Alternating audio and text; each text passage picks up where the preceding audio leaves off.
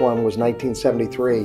When I was in 8th grade, we did Fiddler on the Roof, which brought down the roof. Oliver. Gigi and Camelot. The Sound of Music. The Velveteen Rabbit. Bye Bye Birdie. My Fair Lady. Wizard of Oz. South Pacific. 7th grade, I was Tom Sawyer. My brother was Joe Harper and Tom Sawyer. Second year, Hello Dolly, I got a lead part, Cornelius Hackle. Yes, New York. Mrs. Simons, who was the music teacher at the time, would do the music, and Mrs. Pearson would come in to help with the drama and the acting and putting the play together. Mrs. Simons always took a lot of different musicals and put them together into one. Back in the day, Peggy Spaulding got her son, who went to Duval High School, to come over with a gentleman named Mr. Lewis to help with the voices and things like that, choreography. Tommy Lynott was Tevier, the lead role. Tommy was an amazing singer, and he had a voice that sounded like he had been singing for 20 years, a deep voice. And this was not, they probably had a couple of microphones hanging from the rafters, and that was it. So he really had to project. He did a great job of that. Tom Tumulty did all the piano playing. Tommy Tumulty, who was an awesome pianist. My favorite one was when I was in 8th grade. We did a swing dancing one.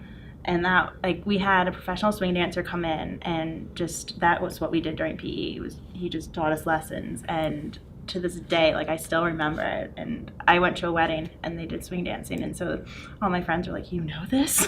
Yeah. To get those kids, especially junior high kids, I think, to go outside themselves, to be characters at that age, and to put on the productions that I've seen in the past and that I hear about every year from my friends who are here.